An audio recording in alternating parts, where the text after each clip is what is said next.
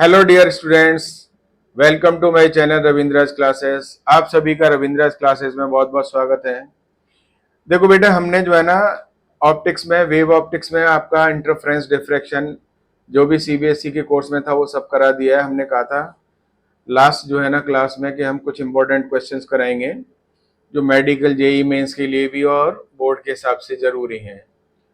तो अभी हम इंटरफेरेंस और डिफ्रैक्शन के कुछ क्वेश्चंस हैं जो काफ़ी इंपॉर्टेंट क्वेश्चंस हैं वो करा रहे हैं। देखिए बेटा, मैं शुरू करता हूं इन क्वेश्चंस को। पहला क्वेश्चन है कि if I naught is the intensity of central fringe in YDS, what will be the intensity at a point one fourth the distance between the two fringes from the centre. बहुत अच्छा question है। अब इन सब क्वेश्चनों के जब करोगे तो आपका पीछे के जो है ना फॉर्मूलेज हैं और वो जो थ्योरी है वो ब्रशअप भी हो जाएगी, ठीक है ना। तो इसका सॉल्यूशन हम लिखते हैं। क्या करेंगे सॉल्यूशन, देखिए क्वेश्चन को पहले आपको अच्छे से समझना है। क्वेश्चन जब समझ में आ जाएगा तो कहीं कोई दिक्कत नहीं है, ठीक है। क्या कहता है question? If I naught is the intensity of the central fringe in YDS, what will be the intensity at a point one fourth the distance between two fringes from the center। देखिए, अब centre से दो fringes, मान लीजिए एक मैं general सी बात बताता हूं, ये और एक ये फ्रिंज ऊपर चली गई तो ये एक्चुअली फ्रिंज विड्थ ही आ जाएगी कि नहीं आ जाएगी भाई? ये मान लीजिए आपकी ब्राइट फ्रिंज होगी, ठीक है ना। ब्राइट के बाद क्या मिलेगी आपको? डार्क, फिर ब्राइट मिलेगी। समझ में आ गई बात? तो इन दो ब्राइट्स के, यानी ये ब्राइट्स फ्रिंज हो गई, तो इनके बीच का सेपरेशन कितना होता है? फ्रिंज विड्थ के बराबर होता है। बीटा होता है कि नहीं होता है? बस यही आपको समझना है। ये सेंट्रल फ्रिंज थी आपकी। क्या थी ये? सेंट्रल फ्रिंज है, आपको बताया ना उसने। तो ये मैंने ऐसे ही समझाने के लिए आपको लिख दिया, सेंट्रल फ्रिंज है। तब आपकी दिक्कत नहीं होगी। तो इंटेंसिटी कहां पर निकालनी है? At a point one fourth the distance. बहुत अच्छा सा हो गया। तो देखिए बीटा क्या होता है, आपको पता है कि beta is D lambda upon D. यानी कहने का मतलब है कि beta is directly proportional to lambda. जितना लैम्डा चेंज होगा वेवलेंथ उस हिसाब से चेंज हो जाएगी। अब डिस्टेंस कितनी बता रहा है वो? One fourth the distance between two fringes. यानी आपने क्या कर दिया? वन फोर्थ, यानी बीटा बाई फोर हो गई। तो path difference corresponding to beta by four कितना हो जाएगा? पार्ट डिफरेंस कितना हो जाएगा? Will be lambda by four. भाई यही तो पार्ट डिफरेंस हो जाएगा, क्योंकि आपका one fourth between the two fringes and beta by four के करस्पॉन्डिंग पार्ट डिफरेंस कितना हो जाएगा? Lambda by two. अब लैम्डा बाई टू के पार्ट डिफरेंस के करस्पॉन्डिंग क्या हो जाएगा? फेज डिफरेंस कितना हो जाएगा? Therefore phase difference. अब ये सब मैं फॉर्मूले आपको बता चुका हूं, लेकिन फिर भी बहुत इंपॉर्टेंट है। फेज डिफरेंस फाई कितना हो जाएगा? बल्कि डेल्टा फाई लिखो, इसको कुछ भी लिखो। कितना हो जाएगा? Two pi upon lambda into lambda by four. भाई ठीक है, कितना हो गया बेटा? ये टू से ये भी कैंसिल कर दिया, तो ये पाई बाई टू का आ गया, यानी पाई बाई टू का फेज डिफरेंस हो गया। अब आपकी जो सेंट्रल फ्रिंज है, तो जो रिजल्टेंट इंटेंसिटी आती है उसका क्या फॉर्मूला होता है? I R is equal to two I naught one plus cos phi. ये मैं आपको बता चुका हूं, अच्छे से डिस्कस कर चुका हूं, और ये ही बहुत ज्यादा जरूरी है आपका जानना, ठीक है ना। अब देखिए सेंट्रल पर क्या हो जाता है? सेंट्रल फ्रिंज के लिए, तो फॉर सेंट्रल फ्रिंज के लिए फाई जीरो हो जाता है कि नहीं हो जाता है? हो गया। फॉर सेंट्रल फ्रिंज फाई क्या हो गया आपका? जीरो, ठीक है। तो यहां पर कितना आ जाएगा? कॉस वन, ये टू हो गया तो फोर आई नॉट आ जाएगा। ऑब्वियस सी बात है, cos five, cos zero one होता है। अब वो क्या कह रहा है? आपको किसके करस्पॉन्डिंग निकालना है? पाई बाई टू के लिए। तो जो रिजल्टेंट इंटेंसिटी आईडा आई डैश आर होगी वो कितनी हो जाएगी बेटा? Two I naught one plus cos pi by two डाल दिया है इसका, और कॉस पाई बाई टू क्या होता है? जीरो। क्या आंसर आ गया आपका? तो टू आई नॉट हो गई कि नहीं हो गई? तो यानी डबल हो जाएगी इंटेंसिटी इस जगह पर जाकर के। ठीक है, अब आपको अच्छे से समझ में आ ही गया होगा। ये बहुत अच्छा क्वेश्चन था, मैंने इसमें अच्छे से सब कुछ कराने की कोशिश की और ये फॉर्मूला भी आपको लिख ही दिया है। ये बहुत इंपॉर्टेंट फॉर्मूला है, ये कई जगह आपको यूज होगा, तो आप इसको अच्छे से समझ लीजिए। ठीक है बेटा, अब हम नेक्स्ट क्वेश्चन पर आते हैं, question number 2। What will be the maximum intensity in case of interference of n identical waves. अभी तक हमने आपको दो वेव्स के बारे में बताया था। ईच ऑफ इंटेंसिटी आई, हर एक की इंटेंसिटी आई है इन case of coherent and non coherent sources, दोनों के लिए बताना है आपको। ठीक है, देखिए बहुत अच्छा क्वेश्चन है ये भी आपका, इसका सॉल्यूशन देखते हैं। देखिए सॉल्यूशन में क्या होता है कि फॉर कोहेरेंट सोर्सेस ये सब कुछ आपका ब्रश अप हो रहा है यहां से। फॉर कोहेरेंट सोर्सेस क्या होता है बेटा, जो रिजल्टेंट इंटेंसिटी है ना वो कितनी होती है आपकी, I R is equal to कितना हो रहा था बेटा, I1 प्लस I2, समझ में आ रहा है, plus twice square root of I1 I2, उसके बाद क्या होता था cos फाई। बहुत अच्छे समझ में आ गया होगा। ठीक है, मैक्सिमम इंटेंसिटी कब होगी, जब cos फाई की वैल्यू 1 होगी। ऑब्वियस सी बात है कोहेरेंट सोर्सेज में तो यहां पर लिखते हैं फॉर मैक्सिमम। ये आपके कंसेप्चुअल शॉर्ट आंसर टाइप जितने भी क्वेश्चन है सबके लिए बहुत ही हेल्पफुल है सब कुछ, क्योंकि इसमें सब कुछ आ जाएगा। For maximum intensity cos phi क्या होना चाहिए आपका, cos फाई 1 होना चाहिए, प्लस 1। अब ये समझ में आ गया ना, तो फिर आई आर कितना हो जाएगा, तो आई मैक्सिमम कितना हो जाएगा बेटा, आई मैक्सिमम इसकी वैल्यू हो जाएगी आपकी कितनी, I1 plus I2 plus twice square root of I1 I2। ये मैंने आपको एक इस तरीके का क्वेश्चन भी कराया था, और ये हो कितना जाएगा, ये हो जाएगा square root of I1 plus square root of I2 का होल स्क्वायर, यही आ जाएगा ना भाई, देख लीजिए इसको खोल लीजिए, इतना आ जाएगा, बस यही आपको समझना था कि square root of I1 plus I2 का होल स्क्वायर। ठीक है बेटा, अब यहां पर क्या है, for I1 is equal to I2 is equal to मान लीजिए I0 है से, तो आई मैक्सिमम कितना हो जाएगा बेटे, आई मैक्सिमम हो जाएगा, क्या हो जाएगा आपका 2 स्क्वायर रूट ऑफ I0 का होल स्क्वायर, वो आपका आ जाएगा कितना 4I0 हो जाएगा। यही होती थी सेंट्रल मैक्सिमा की इंटेंसिटी। अब मैंने इसको दूसरे तरीके से भी आपको समझा दिया तो आप समझ जाएंगे। अब क्या है, फॉर एन आइडेंटिकल वेव्स, तो देयरफॉर फॉर एन आइडेंटिकल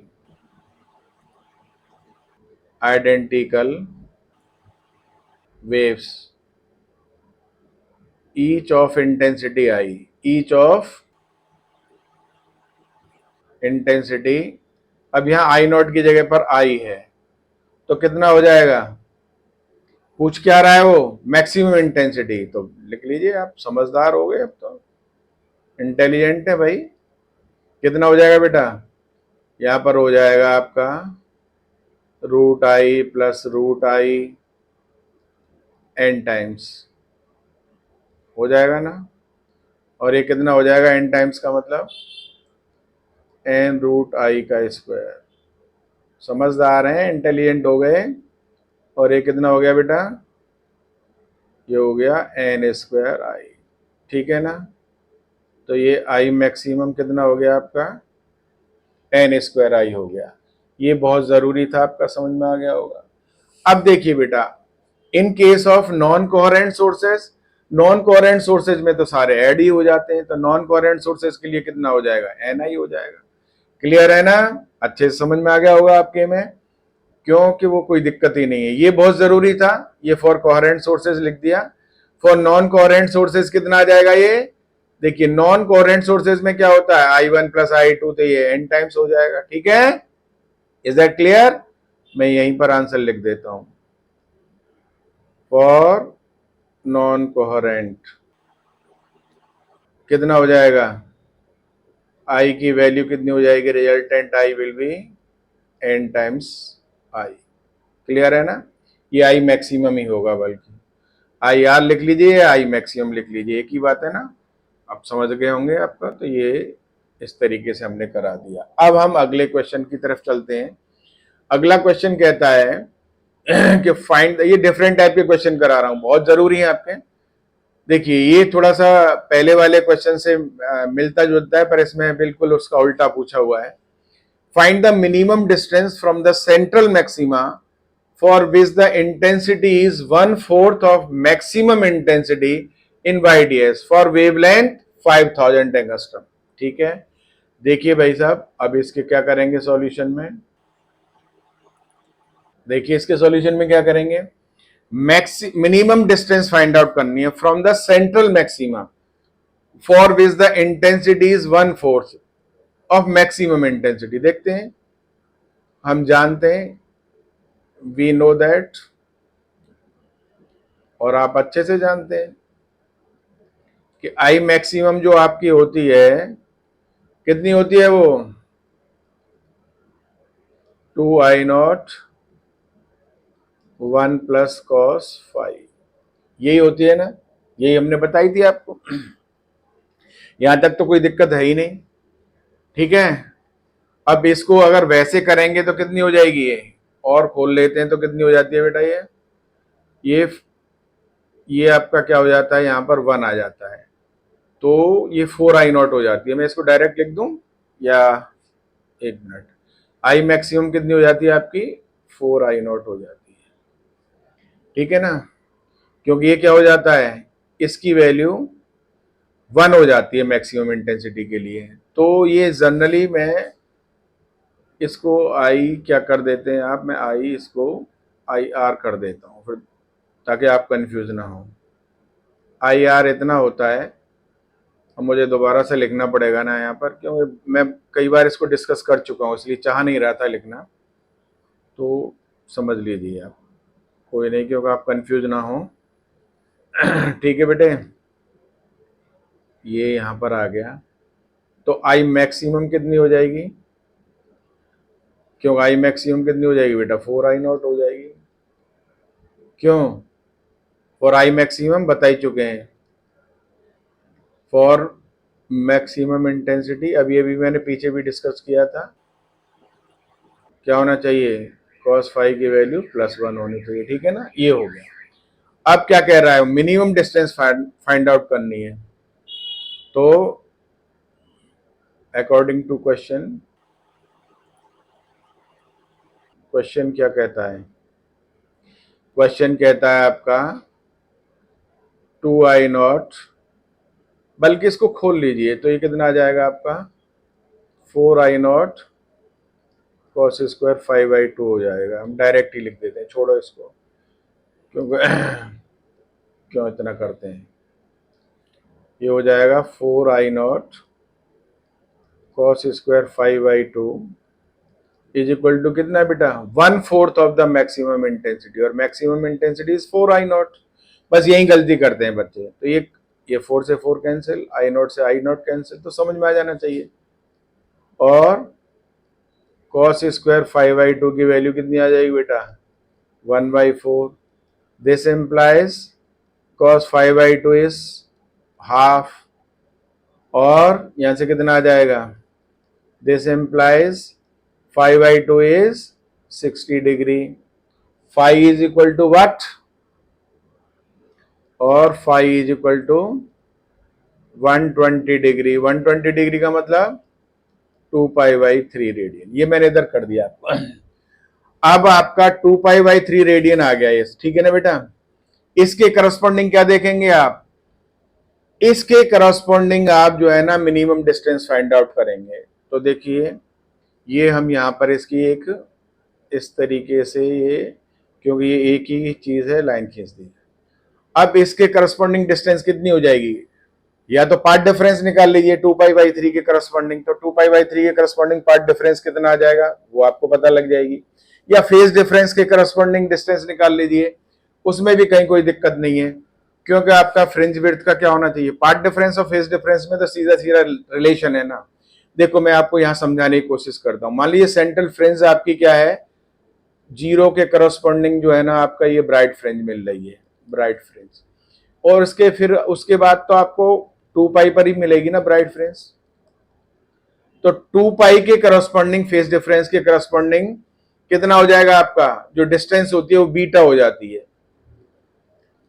2 पाई के करस्पॉन्डिंग जो डिस्टेंस होती है वो कितनी हो जाती है, बीटा। तो 1 के करस्पॉन्डिंग कितनी हो जाएगी बेटा, बीटा अपॉन 2 पाई। तो फिर आपका इसलिए 5 फेज डिफरेंस है तो उसके करस्पॉन्डिंग कितनी हो जाएगी, ये डिस्टेंस, तो ये कितनी हो जाएगी बेटे, 5 अपॉन 2 पाई इंटू बीटा। मेरा ख्याल है बहुत अच्छे से समझ में आ गया होगा। ये डिस्टेंस होती है आपके किसके करस्पॉन्डिंग, 5 फेज डिफरेंस के करस्पॉन्डिंग। क्लियर है? इसको जरा हम यहां पर कर देते हैं, क्योंकि मैं आपको क्वेश्चन पहले से ही प्रिंट कर चुका हूं। तो इसका यहां पर ये लास्ट वाले का सॉल्यूशन यहां पर इस ब्रैकेट में हो जाएगा। ये है सॉल्यूशन कंटिन्यूड क्वेश्चन नंबर 3। समझ में आ गया होगा ना आपके? जरा से एक लाइन ही लिखनी है। तो कितना हो जाएगा बेटा ये 5 कितना है, 2 पाई बाई 3, तो कितना हो जाएगा, जो मिनिमम डिस्टेंस होगी कितनी हो जाएगी बेटा, 2 पाई बाई 3 और बीटा अपॉन 2 पाई। 2 पाई से 2 पाई कैंसिल हो गया, समझ में आ गया? तो कितना बन गई, बीटा बाई 3। ठीक है बेटे, अब बीटा की वैल्यू तो जानते ही हैं आप, तो बीटा की वैल्यू कितनी होती है, डी लैम्डा अपॉन, तो ये 3D आ जाएगा। आपको लैम्डा दिया हुआ है 500, ये डिस्टेंस हो जाएगी, मिनिमम डिस्टेंस का ये, ठीक है ना, आपको समझ में आ गया होगा। ये डी दिया हुआ है, डी आपका स्टैंडर्ड है, तो यहां पर डी कितना लिखते हैं, जब नहीं दिया हुआ जाता है तो मैं आपको ये सब बता चुका हूं। In Y D S capital D होता है 1 मीटर, स्मॉल डी होता है 1 मिलीमीटर, और lambda is given to you. तो आप अच्छे से इसको सॉल्व कर सकते हो कि नहीं कर सकते हो? ये आपका ये क्वेश्चन हो गया। ये कितने अच्छे क्वेश्चन है, आप अच्छे समझ लीजिए इसको। अब देखिए ये क्वेश्चन है आपका, नेक्स्ट क्वेश्चन, ये समझ में आ गया होगा अच्छे से। इसको एक बार करके देखेंगे ना बेटा तो बहुत अच्छे से समझ में आ जाएगा। मिनिमम सब कुछ लिख दिया मैंने यहाँ पर।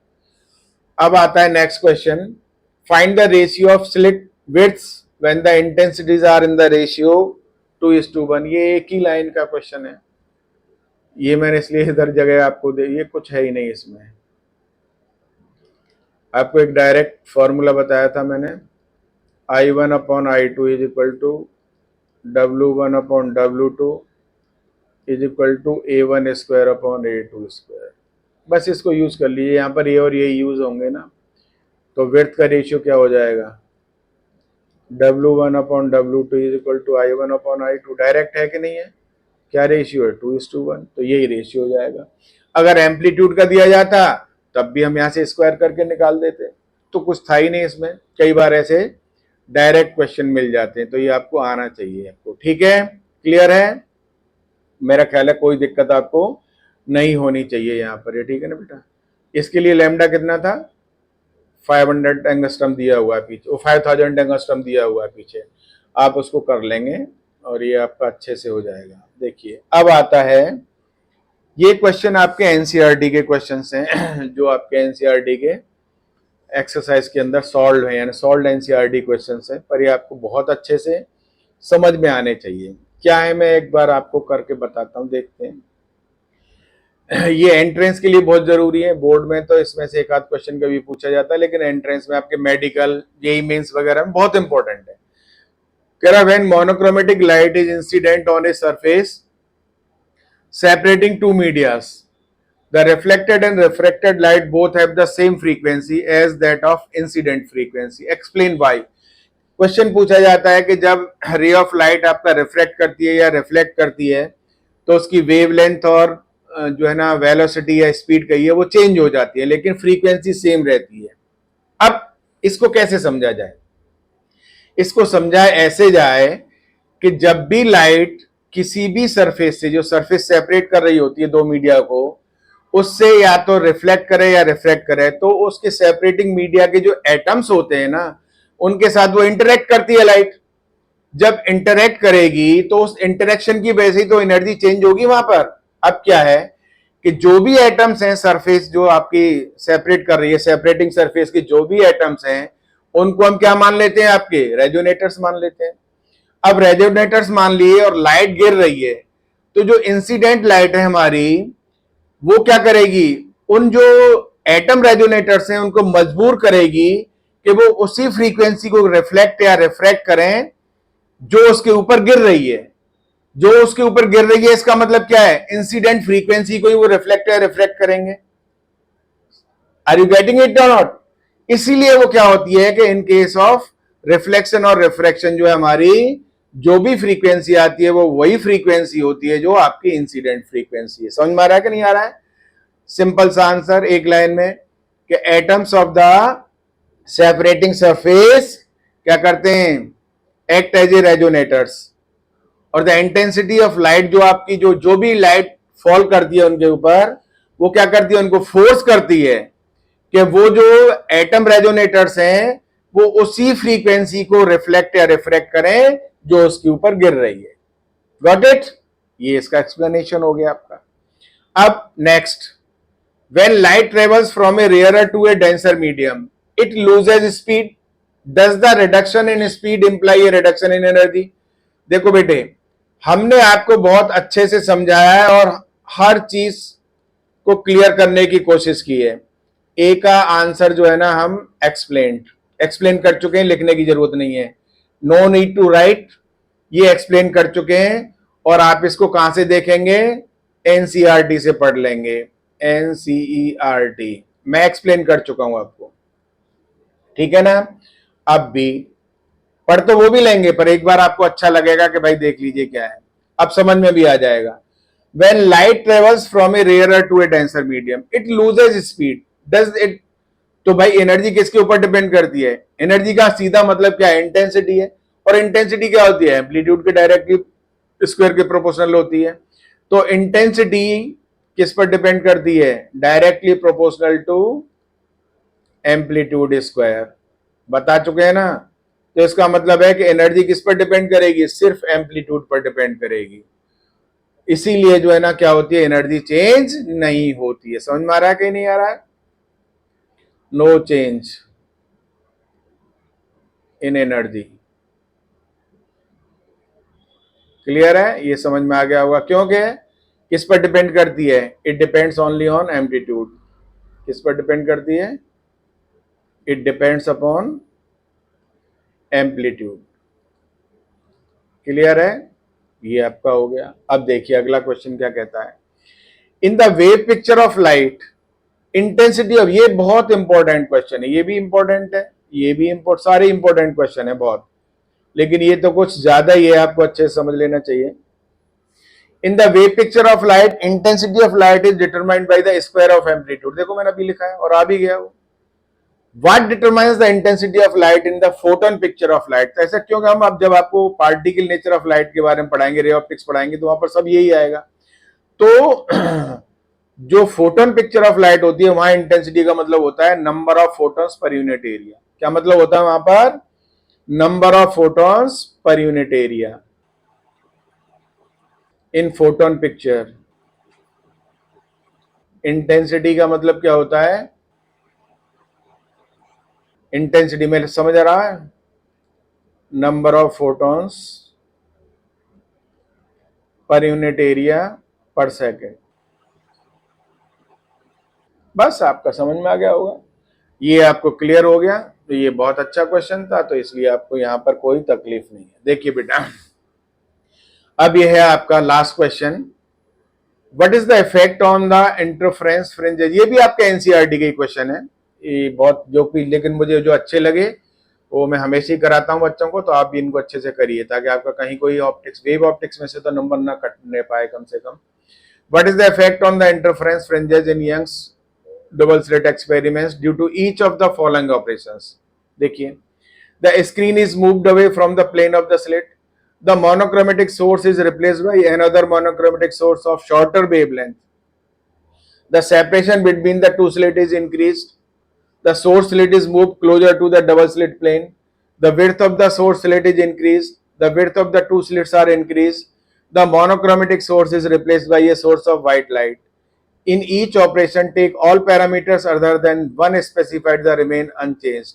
इस सब में देखिए भाई साहब, मैं यहाँ पर चूंकि मैं ये पूरा क्वेश्चन आपको जब मैंने आपको थ्योरी कराई थी तो कई बार करा चुका हूं, कुछ नहीं है। देखिए इस किस पर पूछ रहा है, effect on the interference fringes. आपको देखो फ्रिंज विड्थ का एक फॉर्मूला आपको एक्सप्लेन करने हैं, और फिर भी कोई डाउट हो तो आप मुझसे पूछेंगे। देखिए बीटा क्या होता है, डी लैम्डा अपॉन डी, ये फ्रिंज विड्थ है, आपको पता ही है। तो फ्रिंज विड्थ किस पर डिपेंड कर रही है, डी के ऊपर। अगर डी बढ़ाया जाएगा फ्रिंज विड्थ बढ़ जाएगी, लैम्डा बढ़ाया जाएगा बढ़ जाएगी, डी बढ़ाया जाएगा घट जाएगी, बस सीधी सी बात है। अगर मोनोक्रोमेटिक सोर्स को रिप्लेस किया जाए, देखो यहाँ screen is moved away from the plane of the slits, यानी कैपिटल डी बढ़ा दिया, फ्रिंज विड्थ बढ़ जाएगी। फ्रिंज विड्थ बढ़ने का मतलब क्या है कि जो separation between two consecutive bright और डार्क फ्रिंज होगा वो बढ़ जाएंगी, तो स्क्रीन पर नंबर ऑफ फ्रिंजेस ऑब्वियस सी बात है कम हो जाएगा। समझ में आ रहा है कि नहीं आ रहा है? बस आपको ऐसे सोचना है और ऐसे ही जवाब देना है इनका। Monochromatic source is replace by another monochromatic source of shorter wavelength का होगा तो आपकी फ्रिंज विड्थ कम हो जाएगी, पास पास आ जाएंगी। तो यानी उसी स्क्रीन पर जहां पर जो पहले नजर आ रही थी उसके मुकाबले थोड़ी सी फ्रिंजेस बढ़ जाएंगी आपका, और क्यों बीटा कम हो जाएगा ना। The separation between the two slits is increase. अगर देखिए यहां से डी जो है ना आपका क्या कर दिया, डी को कम कर दिया भैया, तो डी को कम करने के लिए बीटा क्या हो जाएगा, बढ़ जाएगा। सेम केस, लेकिन एक बात बताऊं, मैं एक कंडीशन में आपको पहले बता चुका हूं कि small S upon capital S must be less than lambda upon D. दूसरी कंडीशन ये भी है भैया, ये बहुत इंपॉर्टेंट कंडीशन है, ये नंबर 1 और ये नंबर 2। अगर ये सेटिस्फाइड नहीं है तो कुछ भी नहीं है, इंटरफेरेंस होगा ही नहीं, सब कुछ इन्हीं दोनों के ऊपर है जो कुछ भी है। तो the width of the source slit is increase. Width of the source slit समझ में आ रहा है कि नहीं आ रहा है? खाली इसी से बात नहीं करेंगे, ये तभी असर करेगी। Width of the source slit is increase. अब सोर्स स्लिट की बात कर रहे हैं, तो देखिए यहां पर आपको देखिए मैंने ये दोनों फॉर्मूले लिख लिए। फ्रिंज विड्थ में क्या आता है, ये सेपरेशन बिटवीन द स्लिट्स होता है, ये साइज ऑफ द क्या होता है आपका जो सोर्स है उसका होता है, और ये क्या होता है, distance from the source to the slit. ये आपको समझ आए, ये आपके स्लिट से कहां होती है, स्क्रीन तक की डिस्टेंस होती है। Monochromatic source is replace by the source of white light. आपको ये तो अच्छे से पता है, इनको एक्सप्लेन कर लोगे ना आप इस फॉर्मूले के आधार पर, अच्छे से कर लोगे ना।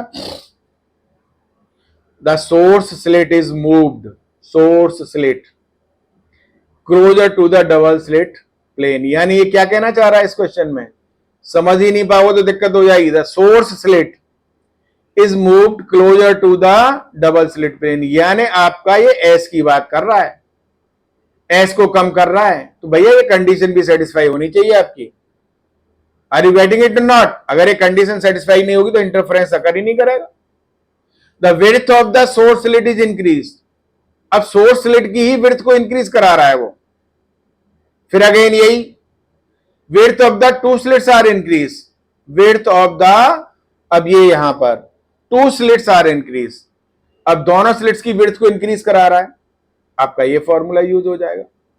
Monochromatic source is replace by source of white light. आपको मैं पहले बता चुका हूं, व्हाइट लाइट के साथ क्या होता है, सेंट्रल स्पॉट व्हाइट हो जाता है, few coloured fringes on either side of the screen, then white illumination. ये मैं पूरा आपको अच्छे आपके साथ डिस्कस कर चुका हूं, आप इसको एक बार अपने आप करके देखिए। फिर भी किसी को कोई भी दिक्कत आती है तो कमेंट में जरूर लिखिए, कमेंट बॉक्स में जरूर लिखिए, ठीक है ना। तो मैं उसको फिर आपको दोबारा से एक्सप्लेन करूंगा। इसी के साथ हमारी वेव ऑप्टिक्स जो सीबीएसई का कोर्स था वो कंप्लीट होता है बेटा, और मैं इस वीडियो को भी यहीं पर एंड करता हूं। आगे हम आपको जो है ना रे ऑप्टिक्स स्टार्ट कराएंगे अगले लेक्चर से। और देखिए बेटे, मैं आपसे कहना चाहूंगा कि जिन लोगों ने भी अभी तक मेरे चैनल को सब्सक्राइब नहीं किया है वो इसको सब्सक्राइब करें और शेयर भी करें। लाइक तो करना बहुत जरूरी है, आप लाइक करोगे तो मुझे थोड़ा अच्छा लगेगा कि भाई बच्चे इसको पसंद कर रहे हैं, ठीक है। थोड़ा शेयर भी करिए, ज़्यादा से ज़्यादा लोगों तक पहुँचे। और इसी के साथ ये हमारा जो है ना वेव ऑप्टिक्स का यहाँ पर कंप्लीट होता है। अब अगले लेक्चर से हम जो है ना रे ऑप्टिक्स स्टार्ट करेंगे। Thank you very much for watching this video. आपको इस वीडियो को देखने के लिए बहुत बहुत धन्यवाद। आपको पता है कि हम ये आपके बिल्कुल कंटिन्यूएशन में डाल रहे हैं, यहाँ कहीं कोई भी हम गैप नहीं करते। मंडे, वेडनेसडे, फ्राइडे आपको वीडियो मिलते ही मिलते हैं। टाइमिंग्स थोड़ी इधर उधर हो सकती है, लेकिन डेज वो ही है। आगे से हम जो है ना इसको रेगुलर करने की कोशिश करेंगे, ठीक है? तो आपको इन्फॉर्म किया जाएगा। Thank you for watching this video.